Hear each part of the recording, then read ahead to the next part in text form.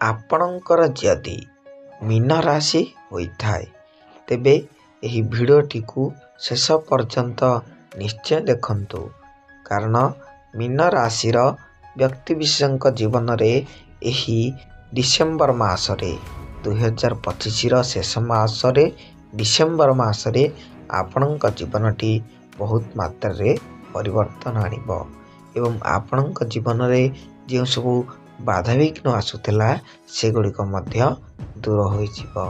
ତେଣୁ ଆପଣ ଯଦି ମୀନ ରାଶିର ବ୍ୟକ୍ତିବିଶେଷ ହୋଇଥାନ୍ତି ଏବଂ ଈଶ୍ୱରଙ୍କୁ ସଚ୍ଚା ହୃଦୟରେ ବିଶ୍ୱାସ କରୁଥାନ୍ତି ତେବେ କମେଣ୍ଟରେ ଜୟ ଜଗନ୍ନାଥ, ଜୟ ମହାଦେବ, ଜୟ ଶନିଦେବ ନିଶ୍ଚୟ ଲେଖିବେ ଏବଂ ଭିଡ଼ିଓଟିକୁ ମଧ୍ୟ ଶେଷ ପର୍ଯ୍ୟନ୍ତ ନିଶ୍ଚୟ ଦେଖିବେ। ଦେଖନ୍ତୁ, ମୀନ ରାଶିର ବ୍ୟକ୍ତିବିଶେଷ ମାନେ ସାଧାରଣତଃ ସାହସୀ ଏବଂ ପରିଶ୍ରମୀ ହୋଇଥାନ୍ତି ଏବଂ ଏହି ଡିସେମ୍ବର ମାସରେ ମୀନ ରାଶିର ଅଧିପତି ହେଉଛନ୍ତି ଦେବଗୁରୁ ବୃହସ୍ପତି, ଯାହା ଆପଣଙ୍କର ପଞ୍ଚମ ଭାଗରେ ବିରାଜମାନ କରିଛନ୍ତି ଏବଂ ଆପଣଙ୍କର ଗୁରୁ ସ୍ଥାନରେ ମଧ୍ୟ ଅଛନ୍ତି। ଫଳରେ ଆପଣଙ୍କର ଯେଉଁ ପାରିବାରିକ କ୍ଷେତ୍ରରେ ବାଦ ବିବାଦ ସୃଷ୍ଟି ହେଉଥିଲା ଏବଂ ଲଭ୍ ଲାଇଫ୍ କ୍ଷେତ୍ରରେ କିମ୍ବା ସ୍ୱାମୀ ସ୍ତ୍ରୀଙ୍କ ମଧ୍ୟରେ ଯେଉଁ ଆପଣଙ୍କର ପଡ଼ୁନଥିଲା ସେଗୁଡ଼ିକ ସବୁ ଦୂର ହୋଇଯିବ ଏବଂ ଆପଣଙ୍କ ଜୀବନରେ ବହୁତ ମାତ୍ରାରେ ପରିବର୍ତ୍ତନ ଆସିବ। ପ୍ରଥମତଃ ଆପଣ ଏକ ଛୋଟ ଚାକିରି କରୁଥିଲେ, ଆପଣଙ୍କୁ ସେଠାରେ ସମ୍ମାନ ହେଉନଥିଲା। ଦେଖିବେ ଆପଣ ଚାକିରି କ୍ଷେତ୍ରରେ ବହୁତ ମାତ୍ରାରେ ଉନ୍ନତି କରିବେ। ସାଧାରଣତଃ 18ରୁ 25 ବର୍ଷର ଲୋକଙ୍କ ପାଇଁ ଯଦି ଆପଣ କୌଣସି ବିଜନେସ୍ କରୁଥାନ୍ତି କିମ୍ବା ଚାକିରି କରୁଥାନ୍ତି ତେବେ ଆପଣଙ୍କର ଚାକିରି କ୍ଷେତ୍ରରେ ବହୁତ ମାତ୍ରାରେ ଉନ୍ନତି ଘଟିବାର ସମ୍ଭାବନା ଅଛି ଏବଂ ଆପଣଙ୍କର ବିଜନେସ୍ କ୍ଷେତ୍ରରେ ମଧ୍ୟ ଆପଣଙ୍କୁ ବହୁତ ମାତ୍ରାରେ ସାହାଯ୍ୟ ଏବଂ ସହଯୋଗ ମଧ୍ୟ ମିଳିବ ଆପଣଙ୍କର ବିଜନେସ୍ଟିକୁ ମଧ୍ୟ ଆଗକୁ ନେବାକୁ।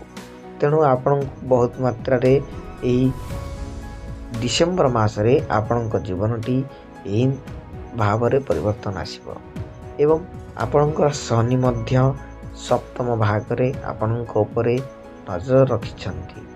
ଫଳରେ ଆପଣ କୌଣସି ପୈତୃକ ସମ୍ପତ୍ତିକୁ ମଧ୍ୟ ପ୍ରାପ୍ତ କରିପାରନ୍ତି ଏବଂ ମାତୃଙ୍କର ଆପଣଙ୍କର ଆଶୀର୍ବାଦ ରହିବ।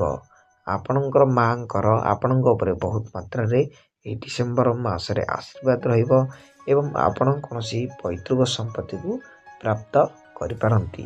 ତା ସହିତ ଆପଣ କୌଣସି ଦୂର ଯାତ୍ରାକୁ ମଧ୍ୟ ଭ୍ରମଣ କରିପାରନ୍ତି ଏବଂ ଯାନବାହନ ମଧ୍ୟ କୌଣସି କ୍ରୟ କରିପାରନ୍ତି। ଯଦି ଆପଣଙ୍କର ସ୍ୱାସ୍ଥ୍ୟ କ୍ଷେତ୍ରରେ ଦେଖିବା, ମୀନ ରାଶିର ବ୍ୟକ୍ତିବିଶେଷଙ୍କର ଯଦି ଆମେ ସ୍ୱାସ୍ଥ୍ୟ କ୍ଷେତ୍ରକୁ ଦେଖିବା ତେବେ ସ୍ୱାସ୍ଥ୍ୟ କ୍ଷେତ୍ରରେ ବୁଧ ଏବଂ ସୂର୍ଯ୍ୟ ଏକତ୍ରିତ ହୋଇ ରହିଛନ୍ତି, ଯାହା ଆପଣଙ୍କ ପାଇଁ ବହୁତ ଶୁଭ ଅଟେ।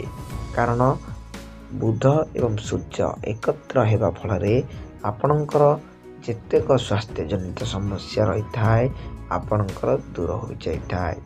ଯେମିତିକି ଆପଣଙ୍କର କ'ଣ ରହୁଥିଲା ନା ଶ୍ୱାସଜନିତ ସମସ୍ୟା ରହୁଥିଲା, ଗ୍ୟାଷ୍ଟ୍ରିକ୍ ଜନିତ ସମସ୍ୟା ରହୁଥିଲା, ଏହିପରି ସମସ୍ୟା ରହୁଥିଲା ସେଗୁଡ଼ିକ ସବୁ ଧୀରେ ଧୀରେ ଆପଣ ଦେଖିବେ ଭଲ ହେବାକୁ ଲାଗିବ ଏବଂ ଆପଣ ମଧ୍ୟ ସୁସ୍ଥ ହେବାକୁ ଲାଗିବେ।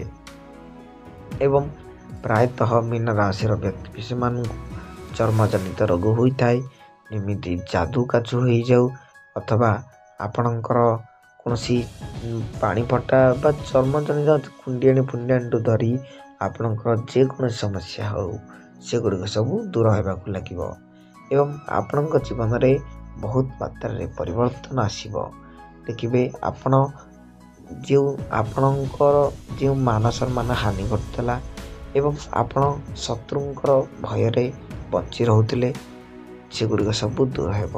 ଶତ୍ରୁ ଏହି 2025ର ଶେଷ ମାସରେ ଡିସେମ୍ବର ମାସରେ ଆପଣଙ୍କର ଆଖପାଖକୁ ମଧ୍ୟ ଆସିବେ ନାହିଁ।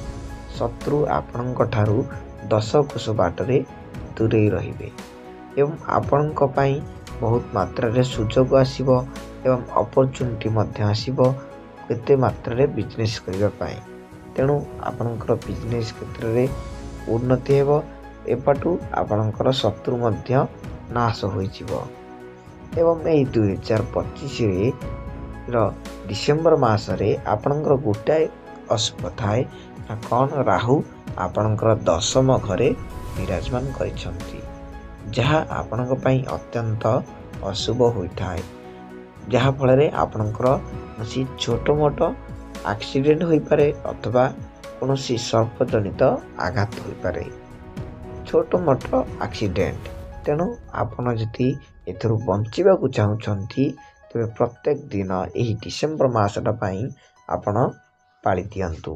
प्रत्येक सोमवार दिन आमिष एवं पियाज रसुण बारी दियंतु एवं आमिष पियाज रसुण बारी दे एही प्रत्येक डिसेम्बर मासरे आपण प्रत्येक डिसेम्बर मासर प्रत्येक सोमवार आमिष बारण करंतु एवं महादेव मंदिर को जाई बेलपत्र अर्पण करंतु। ता सहित जलसे मध्य आपणक नार करंतु।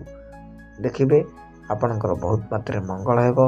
आमिष छाड़ंतु, अरुआ खांतु एवं एही डिसेम्बर मासर जो 4टी सोमवार पड़िबो ए 4टी सोमवार को पाଳି दियंतु। आपणकर बहुत मात्रा रे मंगल हेबो एवं किछि मात्रा रे आपणकर दोष मध्य कटि जाई पारे। आमे यदि देखिबा आपणकर एही 2025 र शेष मास डिसेम्बर मासटी आपणक पई अत्यंत भलरे कटिबो। तेबे आपण जदि एही डिसेम्बर मासटी को आहुरी भलरे काटिबाकू चाहुछंती तेबे हनुमान चालीसा मध्य पाठ करंतु।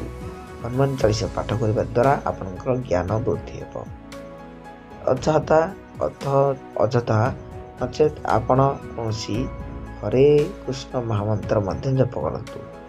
हरे कृष्ण महामंत्र जप करबा द्वारा मध्य आपणकर स्मृति शक्ति बढ़िबो, ज्ञान बढ़िबो एवं आत्मा को मध्य शांति मिलिबो। तेणु आपण जदि मीना राशि व्यक्ति विषय होइथांती एवं एही वीडियोटी को शेष पर्यंत देखिथांती एवं ईश्वर को सच्चा हृदय विश्वास करुथांती तेबे कमेंट रे जय महादेव, जय शनिदेव निश्चय लिखिबे। रहुछि धन्यवाद। जय जगन्नाथ।